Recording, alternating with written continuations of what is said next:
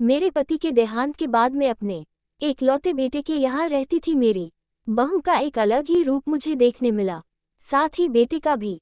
दोनों के मन में क्या है मैं अच्छे से जानती हूँ। वो चाहते हैं कि मैं वृद्धा आश्रम चली जाऊँ। उनके जाने के बाद मुझे ये सब देखना और सुनना पड़ेगा, इसका मुझे अंदाजा भी नहीं था। पर मैं मन मान कर अपने बेटे और बहू की बातें सुनकर भी यहाँ रहती हूँ, क्योंकि मुझे मेरे पोते और पोती दिखाई देते हैं। उनकी झलक पाकर मुझे सुकून मिलता है। मेरी बहू को कोई दिक्कत नहीं हो, इसलिए मैं घर के बाहर रहती हूँ। बेटे ने थोड़ी मेहरबानी की है तो ऊपर टिन की चादर लगवा दी है। समय समय पर थोड़ा राशन दे देता है तो मैं अपना बनाकर खा लेती हूँ। मैंने अपने बेटे को कह दिया है कि मेरी वजह से उन दोनों को कोई प्रॉब्लम नहीं होगी, बस मुझे यही रहने दे, इसी घर में मुझे मर जाने दे। मैं बस यही चाहती हूँ। मैं अपने आप को खुशकिस्मत समझती हूँ कि मेरे बेटे और बहू कम से कम मेरे लिए इतना तो कर रहे हैं। मेरा बेटा सुबह 9 बजे नौकरी जाता है और बच्चे भी उसी समय स्कूल जाते हैं। फिर शाम को 6 बजे मेरा बेटा वापस आता है। बच्चे 3 बजे आते हैं। उन्हें आते जाते निकलते देख मुझे बड़ा सुकून मिलता है। मेरे पति के दोस्त थे, उनकी पत्नी का भी स्वर्गवास हो गया है। उस समय पर वो हमारे घर पर आया करते थे। उनसे हमारे अच्छे रिश्ते थे। उनका घर हमारे घर से थोड़ी दूरी पर था। पैरों में समस्या हो गई थी, ठीक से चल भी नहीं पाते थे। वो बड़े दिनों बाद मेरे यहाँ आए। मुझे उन्हें देखकर अच्छा लगा। उनका हाल भी मेरी तरह ही था। बच्चे अब उनसे भी परेशान थे। आकर मेरे पास अपना दुखड़ा रोते थे और उन दिनों को याद करते थे। बुढ़ापा हम जैसों को बहुत रुलाता है। उनकी पत्नी का स्वर्गवास हो गया था और उन्हें चलने उठने में समस्या थी, इसलिए वो तो अपना खाना भी नहीं पाते थे।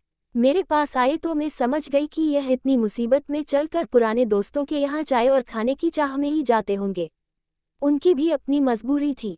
वो आए तो मैंने उनके लिए खाना बनाया और उन्हें खिलाया। मना कर रहे थे नहीं खाना, लेकिन मुझे पता था कि उनको भूख लगी है। मेरी बहू ने मुझे और उन्हें खाना खाते देख लिया।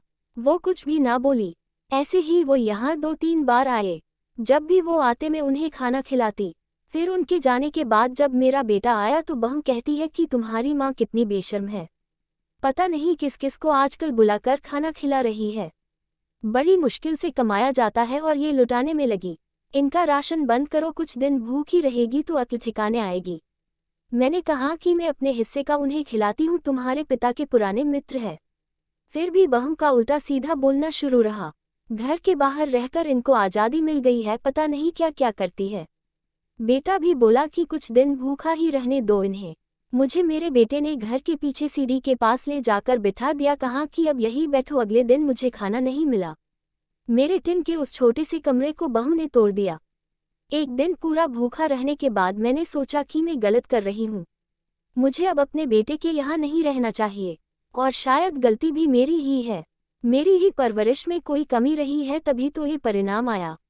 अगली सुबह मैंने अपने बेटे को कहा कि मुझे वृद्धाश्रम छोड़ आ, अब मैं तुम दोनों को ज़्यादा परेशान नहीं करना चाहती।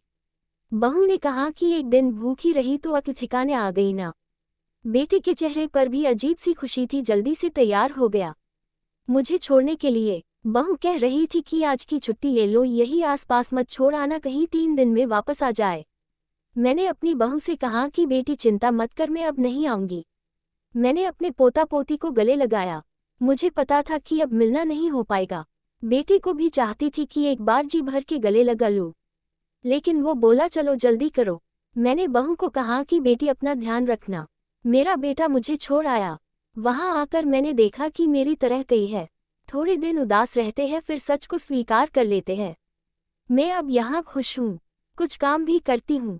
मैं चाहती हूँ कि ऐसा कहूँ कि ऐसा किसी के साथ ना हो, लेकिन ऐसा कब किसके साथ हो जाए कोई बता नहीं सकता।